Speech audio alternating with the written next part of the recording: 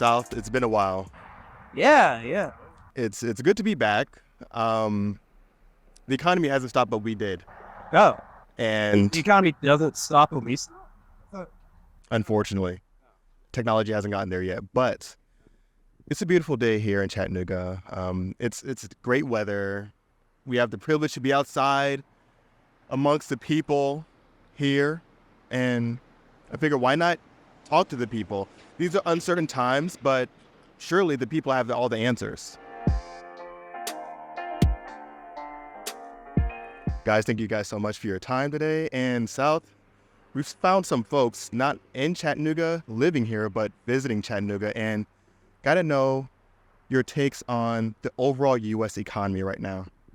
Right now, where we're from East Texas, and the economy has really gone down, and we're actively looking for a place to move our family to so we can better our family. Well, I'm an insurance agent, and insurance in Texas has been very, very hard. So we're looking to maybe other places where we can do better. So the economy has really hurt us a lot.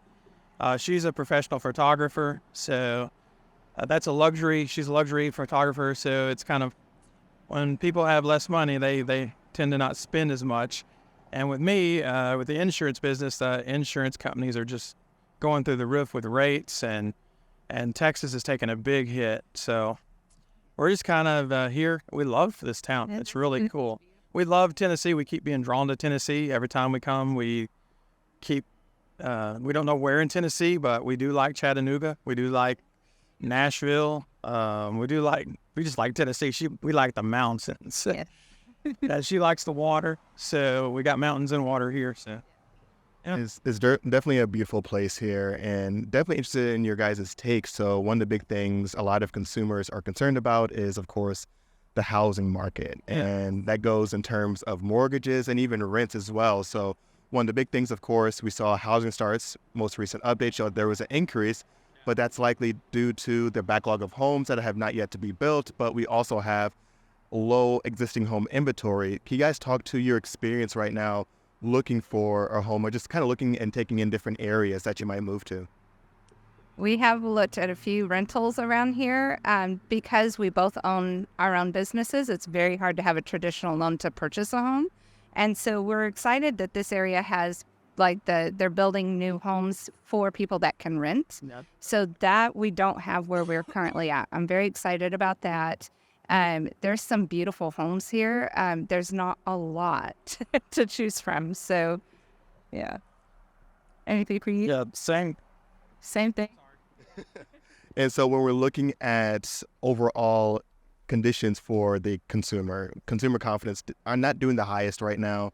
I mentioned local economy in Texas not doing the best, looking to kind of get out of the state right now or that region. What are going to be some of the biggest concerns from you two in terms of the biggest worry points or the hot topics that are really kind of facing the consumer right now that are biggest issues? Being able to sell our home to be able to move to where we can make it, that's a huge concern of ours right now. We're definitely looking in places that has lower cost of living, but in the area has people that do have money because we are in a luxury market. And so just trying to find a balance of that. That's our biggest concern right now. South, I'm here with Brandon. And Brandon, we're looking at the overall economy. What are your sentiments right now in terms of concerns or maybe bright spots? So currently my sentiments for the economy is inflation's a huge problem. Obviously, we don't make enough as a society, especially lower echelons, to really afford to live. And that's only getting worse with people buying rental properties, buying people out of the single family market and things like that. So my biggest concerns would be raising minimum wage, getting corporations out of single family homes, and kind of just mitigating the costs across the board, kind of like that. And that housing aspect is a huge one, not just here in Chattanooga. We've spoke to some people about maybe even moving to the area, but the prospects are kind of slim and the pricing and things like that. But even when looking at a macro scale, like you mentioned, single family homes being definitely bought up by a lot of corporations, big time investors, not so many mom and pops or individuals. When you're looking at the aspects of maybe buying a house, are you a homeowner, or do you know any homeowners that are looking to buy or maybe even looking to sell in this high mortgage rate environment? I currently am a homeowner. I went from owning a home here to moving to Washington State. I'm currently in the military for a little background. Owned a home there, and then now I'm in Florida currently, and I own a home there. Sold each of the ones as I moved, but each time it has become more and more difficult, either because of the rates or just simply the cost of the house has gone up exponentially. When I was first in Florida with the military and I didn't buy a house, they were selling for like $150K. Now that I'm back in there, the one that I had to buy was over $300,000, and like it almost broke the bank just so I could get in there. But renting was at a higher cost to me. And so had I not had that kind of credit and that background and already owned a home and was able to sell it, I don't know how you would be able to live in both that rental market or buying a house. And so that kind of brings me to the next question, the state of the American consumer. So it's been challenged that the consumer has been resilient. We see retail sales increase in the latest month of reporting from the Census Bureau, but of course not adjusted for inflation. We're looking at the state of the U.S. consumer. Do you have any concerns, or do you think they're in a good spot right now? I would say the consumer is in a rough spot because most goods nowadays are non-optional. Like, you need to have a car to travel. You have to pay for food to eat. Like certain things that we used to consider luxuries, like computers and cell phones, are no longer a luxury. Like, you can't get a job without a cell phone. You can't apply for new things without a computer. You can't function, especially in this remote work environment, without either of those. And so as all these things have increased and people have to pay for them, they're just shelling out. And I've seen that credit overall is being increased because people are making up that difference where they don't have the cash, they're financing it instead. And so I'm worried about that. And with the student loans coming back into place, all the money that people have been able to spend either through credit or cash reserves, now they're going to have that extra burden of having to pay their student loans back. And so that's going to completely destroy the buying power of the average citizen. So that buying power is huge, especially looking at revolving credit utilized and non-revolving, looking at homes, automobiles, things like that. And UAW, a whole nother bag of issues as well. When you're looking at, of course, the closing quarter here in 2023, going into 2024, what are your prospects for the U.S. economy? Do you think recession? Do you think we avoid recession? We've already seen it. What are your thoughts there? I think we're at a place of stagnation where I don't think it's going to get any worse, assuming that student loan repayment either gets pushed or stifled or people refuse to pay them back. If it's strictly not regulated, but strictly enforced to pay them back, then I do see a downturn in like normal everyday people like paying for things. But as far as like if you're looking at the market, such as stock market, I see that either staying flat or increasing because the disconnect between the economy and the stock market is just becoming more and more vast as time goes on. Awesome. Thank you so much for your time and thank you for your service. We appreciate it. Thank you. So South, I'm here with Meg, and Meg, top thing right now, what are your biggest concerns right now in the overall economy, whether it be in Chattanooga or the U.S., and what are going to be some of the things that you might be optimistic about? My biggest concern right now are healthcare costs. Anything optimistic? No. Not too many areas of optimism, but so let's dive into the healthcare costs. What are going to be some of the aspects around that or variables that are really kind of concerning you right now?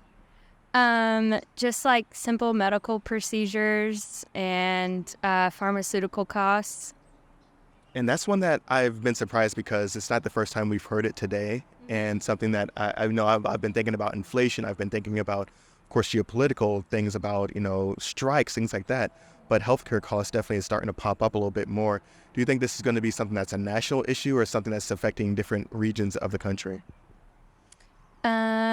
I would say it's probably just going to affect different socioeconomic backgrounds. Wealthier people don't really have to worry about that kind of thing, whereas more of the middle class, as they're having more like healthcare issues, it's just you're gonna realize, oh no, I'm kind of screwed here.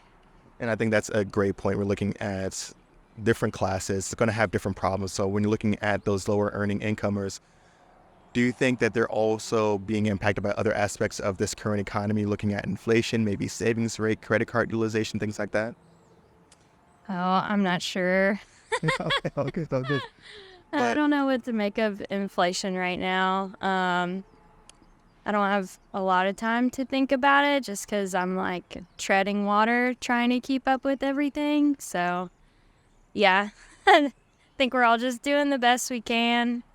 and I think that's the sentiment that we've kind of been seeing throughout the U.S. through a lot of people just kind of doing the best they can, making it each month, and then going into the next quarter, hoping that maybe the next quarter will be a little bit more positive and optimistic. When you're looking at the upcoming year, do you see more of the same or any changes on the horizon? Um, I think more of the same. Yeah. I mean, everybody has like peaks and valleys personally. Like maybe I'll have a different sentiment next year and I'll be optimistic, but that's just because things are going better for me and not technically somebody else. So Meg, amazing insights. Thank you so much for your time today. thanks. So nice to meet you. Thank you so much for your time. So we're looking at the U.S. economy. What are going to be some of your biggest concerns right now? Well, I just moved here from California. So in that area, gas prices, groceries, oil prices overall, world oil prices, interest rates. Could I go on? You certainly could, and I think that list just continues to expand, and then you think about the subcomponents that kind of impact that as well. We're going to be some of the differences that you've seen, of course, from California to here in Chattanooga, and also welcome to Chattanooga. Thank you. Gas prices are half, which is amazing. However, food prices are similar, and availability is different, obviously. Housing prices are rapidly rising, as I've seen from friends who've moved here earlier, but still much better than the West Coast. And so when you're thinking about the overall U.S. economy, the state of the U.S. consumer, do you have any concerns there, or do you think that they're going to remain somewhat resilient going into the next year? I think we have some issues to deal with. I'm worried about the small businesses, being able to maintain employees and the rates that they're going to have to pay in order to maintain their small businesses. Housing is going to get really critical, especially for the new to the housing market, the early 30s, being able to buy that first house. I think it's going to be really difficult. That housing aspect is definitely a theme that we've heard a couple of times today, and we're looking at your move from your own personal experience. Was it any more difficult this time around, maybe selling and buying a home? Did you have any renting aspects of like, you know what, I'll just wait this out until prices come down, or there's some kind of changes in mortgage rates, anything like that? Well, I'm in a really unique position as my job actually pays for my housing, so I didn't have to look. So that relative doesn't affect me, but just knowing realtors in the area, realtors in the other area, yeah. Easier to move here if you're selling something, but still difficult to buy. And so closing here, when we're looking at the upcoming year, 2024, do you have things that you're going to be looking out for as the most biggest areas of concern, or do you have anything that you're looking at that's going to be the biggest area of optimism? I don't see a lot of optimism unless we get some things turned around. So just trying not to teeter off the edge of the brink. I think that's huge. That's the big one. Just don't tip over the edge. Terry, thank you so much for your time. You're welcome. I'm here with Steve Gordon, and Steve, I got to know, what are your aspects or your thoughts around the overall economy right now in Chattanooga? It's really affecting the budget, changing the percentages around a little bit. Every little mishap that might happen, the raising in the insurance and the rent going up, you just have to adjust by sticking together. That's what it's all about.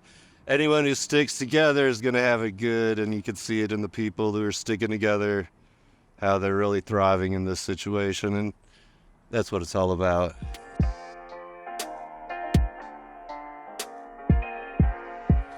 South, different day. I don't want to say the same results though, but not a lot of people optimistic right now. Not a lot of green shoots, not a lot of sentiment that is elevated right now. People aren't feeling that good about the economy, and I can't blame them. If you're looking at mainstream news, if you're looking at economic updates, there aren't a lot of reasons for optimism overall. Of course, we saw the latest numbers for retail sales that showed some increase, but as we both know, South, they're not adjusted for inflation, and inflation is still very much a thing. And that's going to be, I think, one of the biggest aspects within our economy. Looking at the nominal number versus an inflation-minded number, and really the state of the consumer. And I know optimism and sentiment aren't everything, but has to count for something. Yeah.